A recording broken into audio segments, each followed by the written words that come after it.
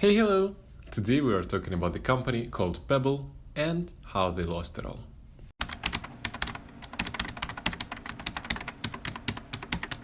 It appeared for a brief period of time that the plot would conclude happily. The rumor within the Pebble team was that they would continue developing their product under the protection of a new, more stable corporate pattern, and have a pattern of a parent of the struggling smartwatch maker. Pebble contemplated selling itself to Fitbit, a bigger rival in the wearable technology market. After a quick introduction from Pebble CEO Eric Migicovsky, Fitbit co-founder James Pak even paid a visit to Pebble's offices and reassuringly expressed his excitement to welcome Pebble into the Fitbit family. But after a month, it was pretty clear that Fitbit's $40 million purchase of Pebble was a fire sale rather than a lifeline. The best resources and workers were kept, while the rest was dumped. Out of Pebble's 100 or something employees, the majority were let go and their shares became instantly worthless. A small firm that had forced digital behemoths like Apple, Samsung, and even Google to play catch-up had once been hailed as the shining example of the Silicon Valley chutzpah. However, numerous people claimed that it is also marked the end of the turbulent year that saw low sales, supplier issues, unsuccessful takeover talks, and a general lack of consumer enthusiasm in smartwatches. That was 2016, the year that Pebble died. One Pebble insider recalled that by the time they got into late May and June of that year, he was like, okay, it does not seem good, and he did not really believe that would live to see 2017. It seemed to stretch on forever. The failure of Pebble serves as a sobering reminder that even the most promising and anticipated inventions unfortunately do not always withstand the harsh realities of the marketplace at a time when Silicon Valley is racing towards the next great thing, from artificial intelligence to self-driving automobiles. And in order to finance the creation of the first smartwatch, Pebble launched the most successful Kickstarter campaign ever. This is still the best campaign in history. In 2012, they raised $10 million. Before Apple unveiled the Apple Watch and other major tech companies followed the following, Pebble demonstrated that there was interest in the wrist-worn devices. They literally were the pioneers of the industry. Early in 2013, the first Pebble launched to rave acclaim. The gadget was a good initial attempt at a contemporary smartwatch area, while being mostly appealing to techies. The watch could run a variety of different apps, from Evernote to ESPN, show notifications like incoming text and calendar reminders. Pebble kept releasing new products, and with the Pebble Time, the next version of the smartwatch, they was the first one to use the company's innovative operating system for the smartwatches. They were the pioneers again. However, the thing started to heat up in 2015 when Apple, the biggest technological firm in the world obviously, unveiled its urgently anticipated smartwatch.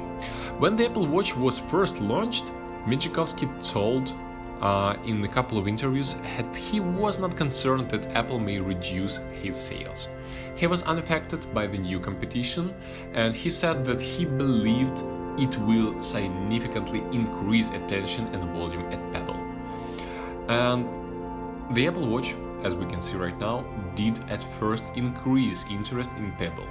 And since customers saw Pebble's device as something more affordable, a capable substitute to an expensive first version of the Apple Watch.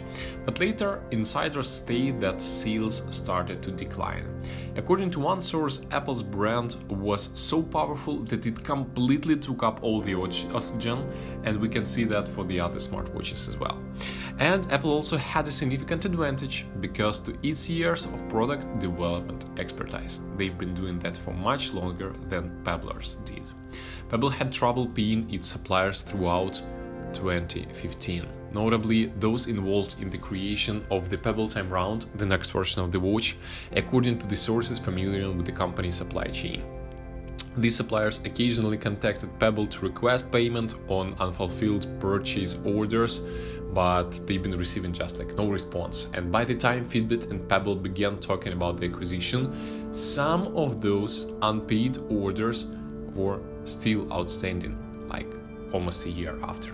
Pebble kept getting funding from private sources, sales of its current products and Kickstarter, but it was not just enough to support the creation of some new goods, unfortunately. And the anticipated surge in consumer demand for smartwatches never happened. Even Apple seems to be having some difficulties persuading people that a smartwatch was yet another must-have device like the iPhone or something. The market was becoming crowded and was not as large as everyone had planned. The stake on the watches was just incorrect. There was no more denying the severity of the issue when Pebble's head of sales wrote an email to his team following the Black Friday and Cyber Monday holiday shopping weekend in 2015. The largest shopping weekend of the year had lower sales than the previous year.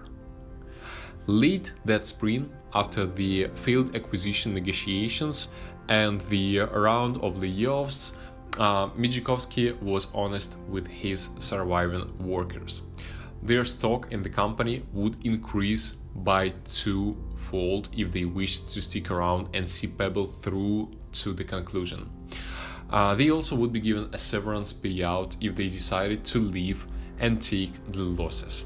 But while some Pebble employees accepted the buyout offer, the majority remained with the firm in the hopes that the new products, such as the Pebble Time 2 watch and the Pebble Core product, like a tiny device that enables offline Spotify music listening, would boost the sales. That was the main idea.